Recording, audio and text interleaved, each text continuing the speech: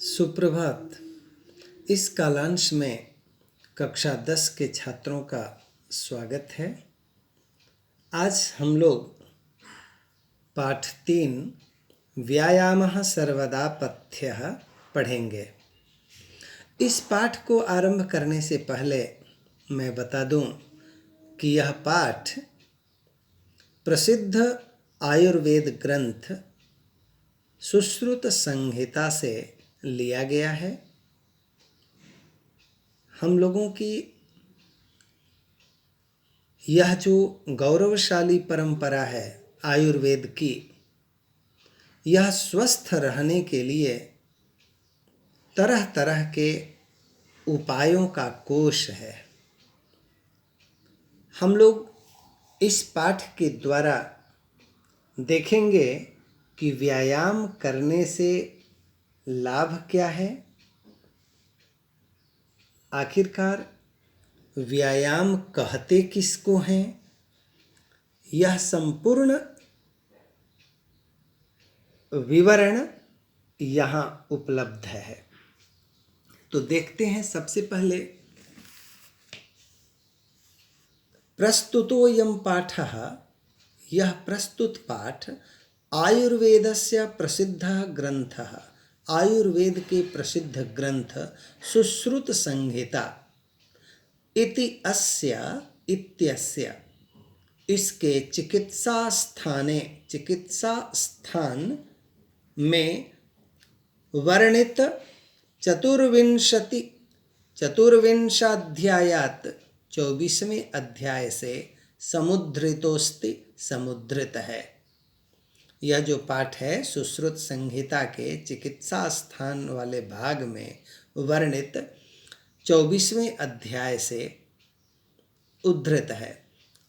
इसमें आचार्य सुश्रुत व्यायाम की परिभाषा बताते हैं और तेन उससे जायमानान लाभान च निबोधयति, और व्यायाम से उत्पन्न जितने लाभ हैं उन्हें बताते हैं।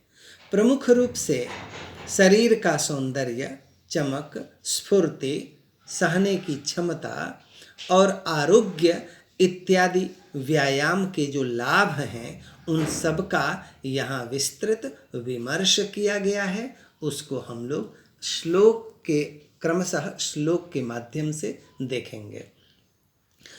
पहला श्लोक, शरीरायास जननम कर्म व्यायाम संगितम तत्कृत्वा तु सुखम देहम विमृधनीयात् समन्ततः।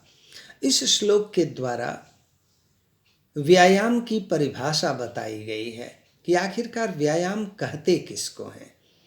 तो कहा गया है कि शरीरायास जननम, शरीर के आयास से, शरीर के परिश्रम से उत्पन्न कर्म जो है वही व्यायाम की संज्ञा वाला होता है, उसे ही व्यायाम कहते हैं। तत्कृत्वा, उसे करके, अर्थात व्यायाम करके, सुखम देहम, देह यह शरीर सुखयुक्त होता है, सुखी होता है, और समन्ततः पूरी तरह से इसे विमृधनीयात्, मालिश करनी चाहिए। व्यायाम करने के बाद शरीर की मालिश बहुत जरूरी है और उसे करना चाहिए। अब श्लोक संख्या 2 में बताया गया है कि व्यायाम से कौन कौन चीज़ फायदेमंद है, क्या लाभ है। तो शरीरोपचयः कांतिर गात्राणां सुविभक्ततः दीप्ताग्नित्वमनालस्यं स्थिरत्वं लाघवं मृजा। शरीरोपचयः, शरीर की अभिवृद्धि, शरीरस्य उपचयः, शरीर की वृद्धि होती है, कांतिः, चमक बढ़ती है, और गात्राणाम, शरीर के अंगों की का सुविभक्तता, सौंदर्य बढ़ता है। दीप्ताग्नित्वम, जठराग्नि का दीप्त होना, अर्थात भूख लगने की प्रवृत्ति बढ़ती है, भूख लगती है। अनालस्यम, स्फूर्ति, शरीर में स्फूर्ति बनी रहती है। स्थिरत्वम, स्थिरता बनती है। लाघवम, हल्कापन महसूस होता है। मृजा, और स्वच्छ, साफ करने की प्रवृत्ति, स्वच्छीकरण की प्रवृत्ति बढ़ती है व्यायाम करने से। तीसरा श्लोक, श्रम क्लम पिपासोष्ण शीतादीनां सहिष्णुता आरोग्यम चापि परमं व्यायामादुपजायते। व्यायामात, व्यायाम से, उपजायते, उत्पन्न होते हैं। व्यायाम से उत्पन्न होते हैं। क्या क्या उत्पन्न होते हैं भाई? तो श्रम, परिश्रम से जो क्या होता है, क्लम, थकान उत्पन्न होती है। और पिपासा, प्यास। उष्ण, गर्मी। शीत आदि नाम, और शीत आदि का, ठंडी इत्यादि का, सहिष्णुता, सहने की क्षमता होती है। व्यायाम करने से शरीर में, परिश्रम करने से उत्पन्न जो थकान है उसको सहने की क्षमता बढ़ती है। पिपासा, प्यास सहन करने की क्षमता का विकास होता है। उष्ण, गर्मी और शीत आदि के सहने की क्षमता का विकास होता है। और आरोग्यम चापि परमम, परमम आरोग्यम चापि, श्रेष्ठ आरोग्य का भी लाभ होता है। ये सब व्यायामात उपजायते, व्यायाम से ही उत्पन्न होता है। चौथा श्लोक देखते हैं। न चास्ति सदृशं तेन किंचित स्थौल्यापकर्षणं न च व्यायामिनं मर्त्यं अर्दयन्त्यरयो बलात्। चास्ति, च अस्ति, किंचित जोड़ स्थौल्य जोड़ अपकर्षणम, मर्त्यम अर्दयन्ति जोड़ अरयः, न च तेन सदृशम अस्ति। तेन सदृशम, उसके समान, च न अस्ति, और उसके समान कुछ नहीं है। किसके समान? तो व्यायाम के समान और कुछ नहीं है। किंचित, कुछ भी नहीं है। किस लिए? तो स्थौल्यापकर्षणम, स्थौल्य स्थूलता, मोटापा को, अपकर्षणम दूर करने के लिए, मोटापा को खत्म करने के लिए व्यायाम के समान और कोई चीज नहीं है। तो कहते हैं कि व्यायामिनम च, और जो व्यायाम करते हैं उनको, मर्त्यम, इस मृत्युलोक में, इस धरती पर, बलात्, बलपूर्वक, अरयः, शत्रु, न अर्दयन्ते, कभी भी कुचल नहीं सकते। शत्रु, कोई भी शत्रु आसानी से व्यायाम करने वाले को कभी पराजित नहीं कर सकते, हरा नहीं सकते। अर्थात व्यायाम करने से मानव मस्तिष्क में एक अपूर्व शक्ति का विकास होता है, और वह शक्ति आत्मबल है। और आत्मबल के कारण मनुष्य का हमेशा नैतिक विकास बना रहता है, जिससे आत्मविश्वास की तीव्रता अधिक होती है, और उसे कोई बलपूर्वक हठात उसको पराजित नहीं कर सकता। आगे देखते हैं।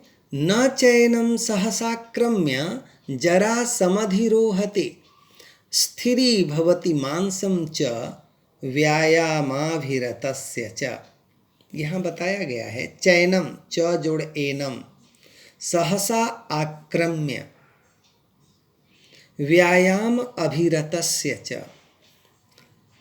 एनम, इसको, च और, सहसा जरा आक्रम्य समधिरोहति न, इसको अचानक बुढ़ापा, जरा का मतलब बुढ़ापा, आक्रमण करके आरूढ़ नहीं हो सकता। अर्थात बुढ़ापा इसे अचानक नहीं आ सकता जो व्यायाम करता है। स्थिरी भवति मांसम च, व्यायाम करने वाले का, व्यायामाभिरतस्य च, व्यायाम में संलग्न रहने वाले मनुष्य का। स्थिरी भवति मांसम च, मांस स्थिर हो जाता है। अर्थात मांस स्थिर होने का मतलब शारीरिक बल में वृद्धि होती है। अचानक बुढ़ापा उसके पास फटकता भी नहीं। अग्रिम श्लोक, व्यायाम स्विन्नगात्रस्य पद्भ्यामुद्वर्तितस्य च व्याधयो नोपसर्पन्ति वैनतेयमिवोरगाः वयोरूपगुणैर्हीनमपि कुर्यात् सुदर्शनम। व्यायाम के द्वारा स्विन्नगात्रस्य, भींगे पसीने से लथपथ शरीर वाले का, व्यायाम से उत्पन्न जो पसीने हैं उस पसीने से लथपथ शरीर वाले, और पद्भ्याम उद्वर्तितस्य च, और पैरों को ऊपर करके व्यायाम करने वाले का, शीर्षासन करने वाले का क्या होता है भाई? तो व्याधयः, रोग, न उपसर्पन्ते, उसके पास नहीं जाते। व्यायाम करके जो पसीने बहाते हैं और जो शीर्षासन करते हैं, ऐसे मनुष्य के पास रोग नहीं जाते। कैसे? तो वैनतेयम इव उरगाः, जैसे सर्प गरुण के पास नहीं जाते।